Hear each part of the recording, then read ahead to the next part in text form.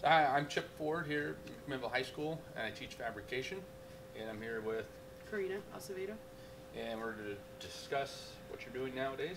So, tell us about yourself and when you graduated from MHS, and what did you do after graduation?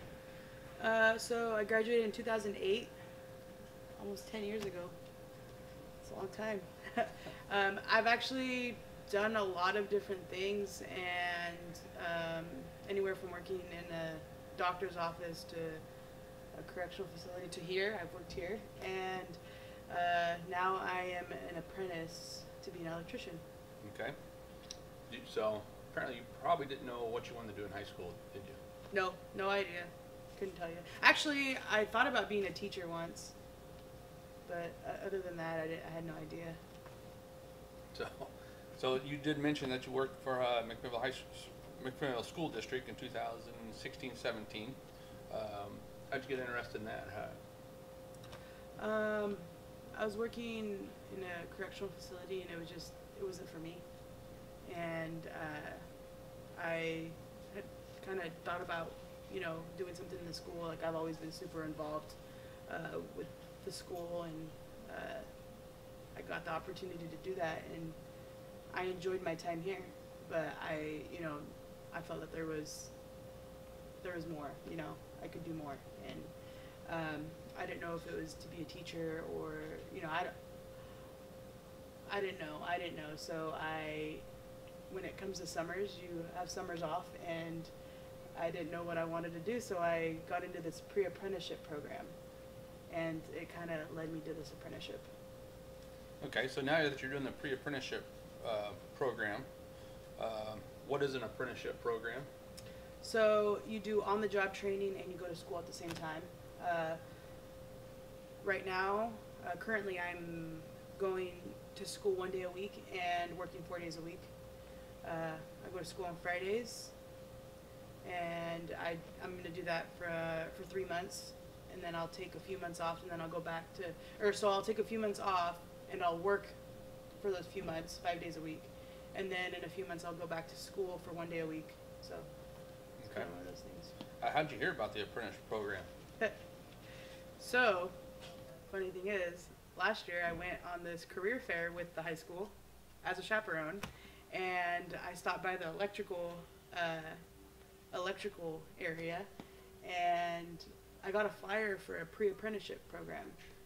And like I said, I didn't know what I wanted to do over the summer, so I applied for it just to see. I had nothing to lose, and I ended up going in for an interview. I got picked, and that program was going to be from like the Monday after school ended to the Friday right before school started. So I was like, oh, I'll do that and just see what's going on, see what it's about. And it ended up going really well. I loved the opportunity that I got, and I went right into an apprenticeship. It just kind of worked out, and so at that point, like midsummer, I had to decide what I wanted to do. If I wanted to keep working at the school or go into this apprenticeship, and it just seemed like a really good opportunity. I felt like I really love learning. I love just being just active, and I was enjoying myself, so Okay.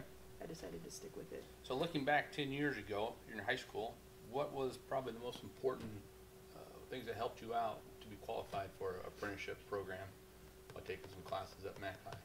Well, I never thought I'd be using math in my future. A lot of times, you're like, am I even going to use this when I get out of school? But I'm really wishing that I would have kept up on my math skills. So there's that, and actually, just learning how to work hard. I guess, I played basketball in high school, and, the work ethic that I, developed on, like, being on the basketball team, like, that has really helped as well, and I feel like a little bit of everything that you learn in high school kind of carries onto real life eventually. Okay. What are some points of emphasis that the apprenticeship program puts on you? Like you mentioned, like work ethic and stuff like that. They talk about attendance and stuff like that. Oh yeah, definitely. You got to show up to go to work. I feel like in the electrical world, you kind of build a reputation for yourself. You know, your work ethic is huge. Being able to you have to have a good attitude. A good attitude is huge. Being able to, you know, as an apprentice, you're working under people. You're at the bottom of it all, and you know, you have a journeyman, and pretty much you do what they tell you to do, and you gotta have a good attitude. Because if you know, take things personally and you don't have a good attitude about it, you just kind of put yourself in a place you don't want to be. And I think also just working hard is you know, something that you got to do. Okay. What are some tips for students that want to get into an apprenticeship program? Where should they look? Where should they go? So I am working for, I have an employer, but I'm part of a union. And I would highly recommend a union. I mean, I guess I don't know anything else, so I don't know. I don't know where to look for if you don't want to be part of a union. But I actually brought flyers for that stuff. They're good. Yeah. I mean, I know when I'm teaching fabrication, a lot of the trades, welding, you can be a welder, or welding could be part of your job. I know that, like, some electricians know how to weld, or HVAC guys. So yeah, and going to their union hall is a good start. So I'm part of Local 48, the IBEW Local 48 in Portland, and they're really, I mean, you can go into the school and gather and get information, or go into the union hall and get information there. They're pretty, you know, they accept people. And or you can come here to the College Career Center and get lots of information too.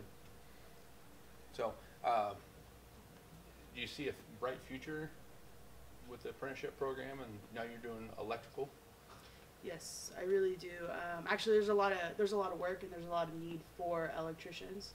I have spoke to the person that reaches out to high schools and stuff, and she said, you know, there's a need for it, and I would recommend it. I mean, Okay. because there's a lot of work. Yeah, and I would agree with you. There's a lot of HVAC, electrical, welding, construction, lots of opportunities. You go into Portland. I was talking to one of my cousins about this. You go into Portland and you see cranes everywhere. Wherever there's a crane, there's construction going on. So I mean, There's work. there's a lot of work. And lots of different jobs. Yeah. So, all right. Anything else to add?